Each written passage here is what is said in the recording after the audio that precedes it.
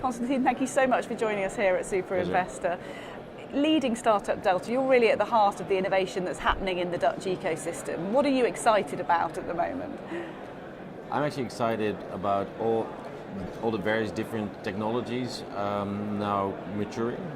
It's not only AI, but in food production. You see it in renewable energies, in chemistry, materials. It's all coming together, and at the same time we have some massive global challenges. And these two are actually converging. So you find that very innovative companies, even small-scale companies, are developing these incredible things, from lab meat to new energy storage through algae or through you name it, and this is all possible. The only challenge is how do we scale these things. Indeed, you talked about scale there. How are Europe doing in terms of that? Because in the past the Americans have been the big VC companies able to back these projects. Is that changing? I think, well, we saw a number of big exits, and all of them had American VC. So I think there is something to especially the Silicon Valley, but I think it's also in New York and other places, the VC companies, that they bring much more than just capital. So one, they are much more, I would say, entrepreneur friendly. Often they are actually former entrepreneurs that are become investors. So they're less like investors leaning back, they're leaning in, they are providing the networks, they're opening up clients, they have networks also of skills and talent like CFOs, they will have good CEOs, they have programmers, all these people available to help these companies grow. And I think that's absolutely crucial. They understand scaling much better than I think the local VC. I mean, we're learning this, but if you're from a small country, you tend to think small. Because if you can serve the whole country, that's a major feat. But we only have 17 million people living here, and so everything we do should immediately focus on going international. Do you think you're optimistic that is happening and it is developing and changing? Well, it's absolutely happening. So we had this big IPO of Adyen, where this company is now valued at, well, the stock exchange going up and down a bit, but they doubled on issue date, and they are now a 22 billion company. And people see that it's possible. It means that you don't sell out too early. You want to actually go through that scale, and then it's possible to have a billion dollar euro company.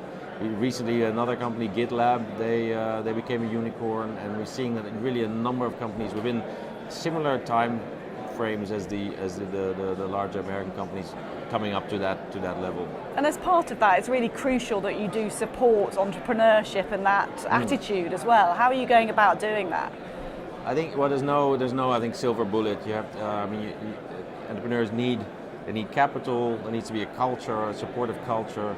There needs to be talent. Obviously, you need to have access to markets, access to technologies, and networks. So some of that is cultural. So if people are willing to pay forward and also provide their expertise to the next generation. So we really envy sometimes the Silicon Valley. You see how generous the startup founders that have been successful are with their time and with their money to help the next generation. And I think that's something we really need to foster, a culture or an ecosystem where people are giving back.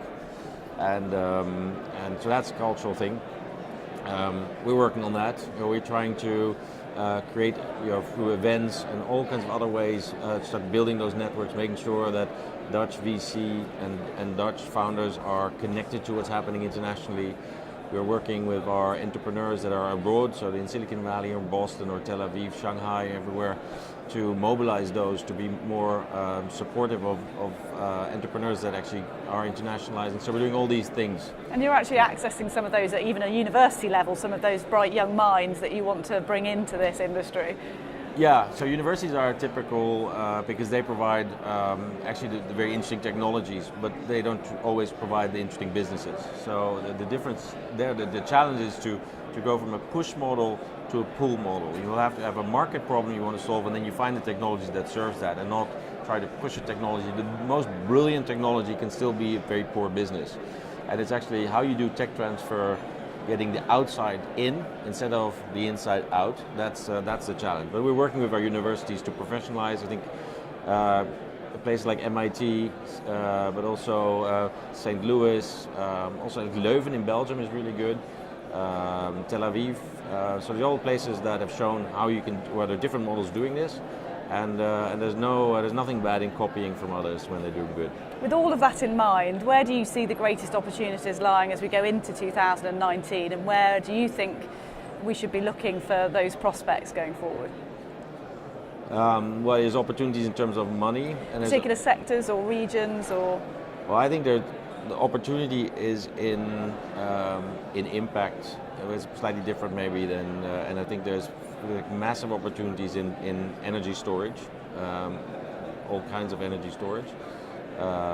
Actually, we have one entrepreneur in the Netherlands. He used to be the CEO of Booking.com. He's now investing it's 1.6 billion in a battery facility, first in China, but he's also going to do one here. It's quite simple math. I mean, we see how many cars have to be changed from combustion to electric, and we just don't have the batteries. The Chinese can't produce enough batteries for the German industry, so somebody has to produce them. So it sounds like big money, but the risk is relatively small because we know the kind of the time frame this technology is developing.